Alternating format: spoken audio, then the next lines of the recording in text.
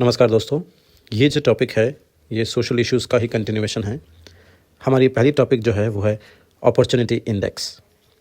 दोस्तों ये नाम सजेस्ट करता है कि अपॉर्चुनिटी इंडेक्स का मतलब ये होगा कि हम लड़कियों को और लड़कों को इन दोनों में डिस्क्रिपेंसीज या डाइकोटमी कितनी है with respect to opportunities that are been provided to them. यानी कि लड़कियों के पास क्या क्या अपॉर्चुनिटीज़ होती हैं, कितनी अपॉर्चुनिटीज़ आती हैं और लड़कियों के पास कितनी आती है, इन दोनों के बीच में डाइकोटमी डिफरेंसेस कितने हैं। तो इस चीज़ को समझने के लिए एक रिपोर्ट तैयार करी गई है जो कि लिंक्डइन ने तैयार करी। हम सबको पता है लिंक्डइन एक प्रोफेशनल सोशल मीडिया प्लेटफॉर्म है। इन्होंने सर्वे किया है और इनकी सर्वे जो है वो जनवरी में कंडक्ट करी गई थी, जिसमें तकरीबन 10,000 लोगों ने पार्टिसिपेट किया था। और वो जो एरिया था जहाँ से लोगों ने पार्टिसिपेट किया है that is the Asia Pacific reason. Asia Pacific reason काफ़ी बड़ा एरिया है। पूरे एशिया को, साउथ एशिया को, साउथ ईस्ट एशिया को till the eastern side of the Pacific ocean तक पूरे एरिया को यह कवर करता है। इस 10,000 में से लगभग 2285 रेस्पोंडेंट्स जो हैं वो इंडियंस थे। एज़ पर द सर्वे दोस्तों ये देखा गया है कि तकरीबन 89% of women have been negatively impacted by the corona pandemic. यानी कि 10 में से 9 महिलाओं ने एक नेगेटिव इम्पैक्ट देखा है कोरोना काल में। दूसरी चीज़ 84% of the women in India believe that they have missed out on the raise, मतलब सैलरी में raise they have missed out their promotion और any such of work offer because of their gender. यानी कि 4 out of every 5 women in India believe so. दूसरी बात ये थी। तीसरी जो है, more women in India have been experiencing the impact of gender on their career development. Gender का रोल उनके करियर के डेवलपमेंट से रिलेटेड जो अपॉर्चुनिटीज़ है उसको इम्पैक्ट करती हैं। ठीक है, मोर वुमेन यानी कि अगर हम पूरे एशिया पैसिफिक रीजन को कंसिडर करें उसमें से सबसे ज़्यादा जो अफेक्टेड होता है with respect to career opportunities and development on the basis of gender, वो इंडिया फेस करती है, इंडिया की वुमेन फेस करती है। क्या क्या चैलेंजेस हैं दोस्तों? सबसे पहला, this the lack of time and discrimination for family care. ये करना पड़ता है, अपने फैमिली की देखभाल भी करनी पड़ती है, साथ ही साथ जो है बाहर का काम भी अगर संभालना पड़ता है तो ये डिस्क्रिमिनेशन है दोस्तों, क्योंकि फैमिली केयर करना एक पर्टिकुलर जेंडर का नहीं है। ये जो है ये एक सोसाइटल नॉर्म है जो कि हमारे कॉन्स्टिट्यूशनल नॉर्म्स से एकदम ऑपोजिट है।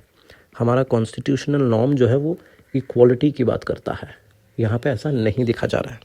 Next, gender has become a barrier when it comes to attaining opportunities. ठीक है, सेम चीज़। तीसरी, लैक ऑफ गाइडेंस। उनके पास नेटवर्क नहीं होता है, प्रॉपर गाइडेंस नहीं होती है so that they can get certain good opportunities to develop in their career. और आखिरी बात जो है कि जैसे तैसे अगर मान लीजिए इन तीनों को उन्होंने ओवरकम कर भी लिया, there is a lot of harassment और discrimination that is taking place in the workplaces because of certain household responsibilities. यानी कि उनके घर के काम या घरेलू कामकाज के लिए उन्हें काफ़ी ज़्यादा समय देना पड़ता है और इसकी वजह से कई एम्प्लॉई जो हैं उनको रिजेक्ट किया जाता है। एम्प्लॉयर जो है लड़कों को ज़्यादा रिक्रूट करना प्रेफर करते हैं बिकॉज दे बिलीव कि कहीं ना कहीं किसी न किसी मोड़ पे आके उनकी जो वुमेन एम्प्लॉय है they would be giving more time to the family because they have certain responsibilities in respect to the household responsibilities to the household work. This is the societal norm which is affecting based on gender. और ये जो है उनकी opportunity को कहीं ना कहीं लड़कों से कम देने में एक रोल प्ले कर रहा है। तो ये पूरी चीज़ थी, हमें ये चीज़ जाननी पड़ेगी। हमें इस चीज़ को ऐसे में लिख सकते हैं, GS1 या GS2 में लिख सकते हैं। याद रखिएगा इसको कंडक्ट करने वाला लिंक्डइन है। ठीक है, थैंक यू सो मच। नमस्कार दोस्तों, चलिए शुरू करते हैं अगले टॉपिक के लिए जिसका नाम है दिशा बिल। दिशा बिल जो है ये एक special courts for specific offences against women and children, उसके लिए एक स्पेसिफिक बिल बनाई गई है। ये और ज़्यादा टारगेटेड अप्रोच रखेगी जिससे हम लोगों को स्पीडी जस्टिस मिले। हम लोग नॉर्मली ये कहते ही हैं कि जो जस्टिस है ये जितनी ज़्यादा डिले होगी उतना जस्टिस नहीं होता है। So delay in justice is denial of justice. एक प्रोवर्ब भी है, लोग कहते हैं justice delayed is justice denied. ये सारी चीज़ों को दिमाग में रखते हुए एक स्पेसिफिक लॉ बनाया गया है। यूनियन गवर्नमेंट ने इन्फॉर्म किया है लोकसभा को कि वो एक इंटर मिनिस्ट्रियल कंसल्टेशन चाहते हैं for the Andhra Pradesh Disha bill. तो ये बिल जो है ये एक स्टेट बिल है, आंध्र प्रदेश सरकार की स्टेट बिल है और उसके साथ उनके मंत्रियों के साथ लोकसभा को इन्फॉर्म करते हुए यूनियन गवर्नमेंट कह रही है कि they want a inter ministerial consultation. ठीक है, ये जो बिल है it paves away for awarding death penalty, मृत्यु दंड देने की बात करती है ये bill for the penalty for rape and gang rape. तो रेप और गैंग रेप के लिए डेथ पेनल्टी तक देने की बात करती है दिशा बिल। बैकग्राउंड क्या है देखिए दोस्तों, हम सबको पता है कि अंडर आर्टिकल 201 स्टेट का कोई भी बिल गवर्नर जो है वो प्रेसिडेंट के रेफरेंस के लिए रख सकता है, वो उसको रेफर कर सकता है। इस केस में भी वही हुआ है। स्टेट बिल है, Andhra Pradesh state bill that was been reserved by the governor for the assent of the president under article 201। The bill received from the state for the assent of the president. अब जैसे क्योंकि उसने president को, क्योंकि governor ने president को bill refer कर दिया है, रिजर्व पे रखा हुआ है, तो उसके बाद या तो प्रेसिडेंट यस बोलेंगे या तो नो बोलेंगे, लेकिन अब गवर्नर का रोल उस चीज़ से खत्म हो जाता है। This is what exactly written in the article 201। लेकिन अब बात यह है कि जब ये स्टेट बिल प्रेसिडेंट के पास पहुंची फॉर हिज असेंट, और वो अभी भी प्रोसेस में है, वो भी कंसल्टेशन में विद द नोडल मिनिस्ट्रीज, ठीक है। अब हम बात करते हैं इस बिल की कुछ की फीचर्स। नंबर 1, यहाँ पे कंप्लीट करने की बात कर रही है इन्वेस्टिगेशन को विदिन 7 डेज। दोस्तों 7 दिनों के अंदर अंदर इन्वेस्टिगेशन खत्म करो, और ट्रायल जो है वो 14 वर्किंग डेज में खत्म करो। तो 14 वर्किंग डेज और 7 days working days for investigation and trial. तो एक टाइम बाउंड मैनर में इन चीज़ों को सॉल्व करने की बात करी जा रही है, which is a good thing. Where there is adequate conclusive evidence, जहाँ पे कंक्लूसिव एविडेंस है, and are reducing the total judgement time to 21 days, ठीक है। जहाँ पे एडिक्वेट कंक्लूसिव एविडेंसेस है, वहाँ पे इस टाइम फ्रेम के अंदर काम करना है। It prescribes life imprisonment for sexual offences against children. बच्चों के साथ अगर कोई सेक्शुअल ऑफेंस होती है तो उसके लिए लाइफ इम्प्रिजनमेंट की बात करती है, और इसीलिए इसी कॉन्टेक्स्ट में सेक्शन 354 क्लॉज एफ और 354 क्लॉज जी को इनकॉर्पोरेट करने की बात करती है ये Disha bill into the Indian penal code, that is IPC. यहाँ पे ये भी कहा गया कि harassment of women through social media या डिजिटल मीडिया, एक ऐसी चीज़ जो कि हमारा आईपीसी में उतनी तरीके से मेंशन नहीं थी इट्स इंसेप्शन। अब ये क्या कहा जा रहा है दिशा बिल के अनुसार कि अगर कोई वुमेन को हैरेस करता है थ्रू सोशल मीडिया और डिजिटल मीडिया, तो 2 साल की इम्प्रिजनमेंट की सजा होगी अगर वो कन्विक्शन पहली है, लेकिन अगर वो दोबारा यही गलती करता है सब्सिक्वेंट कन्विक्शन, तो फिर 4 साल की सजा होगी। और इसके लिए भी 354E capital E have to be added in the old 1860 की आईपीसी में। तो यहाँ पे 3 सेक्शन आपको याद रखना है, 354F, 354G एंड 354E।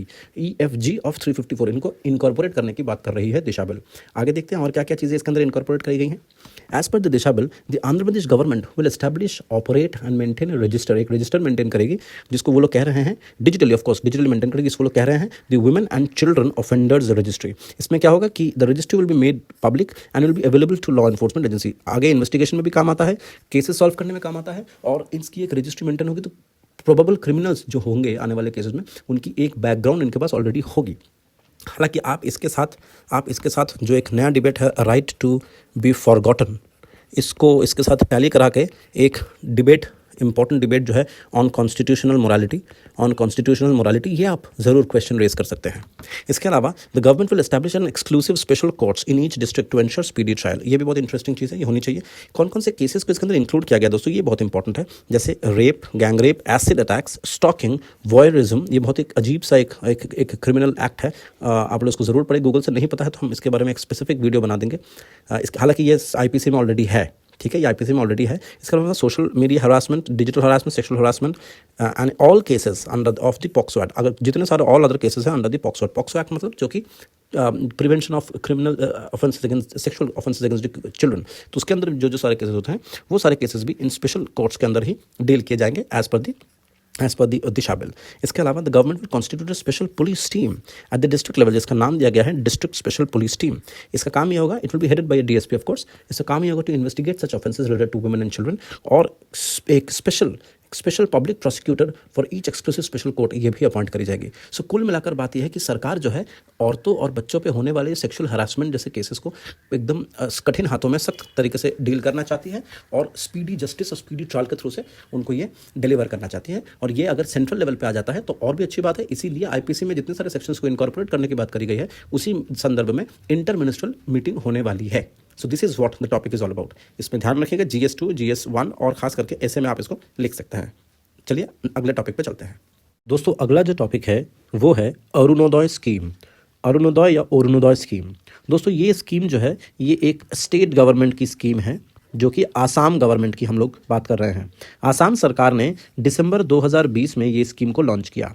ये one of the most popular schemes हैं in the state of Assam. यहाँ पे होने क्या वाला है, it is basically a monthly income assistance of ₹830, 830 रुपये मंथली दिए जाएंगे एज अ फाइनेंशियल असिस्टेंस। अब ये किन को दिए जाएंगे, ये दिए जाएंगे उन वुमेन को जो कि मार्जिनलाइज सेक्शन से बिलोंग करते हैं इन आसाम। सिर्फ इतना ही नहीं, उनको जो पैसा मिलेगा वो उनके अकाउंट में डायरेक्ट बेनिफिट ट्रांसफर स्कीम्स के अंडर में जाएगा, यानी कि एकदम अकाउंट में पैसा क्रेडिट होगा डायरेक्टली, ठीक है। इसके अलावा बैंक अकाउंट्स जो हैं वो women head of the family को मिलेगा, because they are the primary caretaker of the household. तो यानी कि अगर एक फैमिली है जिसमें एक मार्जिनलाइज सोसाइटी है, एक मार्जिनलाइज फैमिली है और उसमें एक महिला है, तो अकाउंट में जो पैसा जाएगा वो उस महिला के अकाउंट में जाएगा, ना कि किसी और के अकाउंट में। और वैसे भी आप सबको पता होगा कि असम जो है वो एक मैट्रिलिनियल सोसाइटी है, नॉट द पैट्रियार्किक सोसाइटी जो पूरे इंडिया में नॉर्मली हम लोग फेस करते हैं। सिर्फ इतना ही नहीं, this scheme gives an opportunity और choice to poor and needy household as to how they want to spend that money. ठीक है, तो यहाँ पे भी एक बात है, ये जो पैसा है, जो मनी है, इट इज़ नॉट टाइड, ये बंधा हुआ पैसा नहीं है, इसको वो कहीं पे भी इस्तेमाल कर सकते हैं। अब बात करते हैं कि एलिजिबिलिटी क्या है, इसके भी MCQ आ सकता है।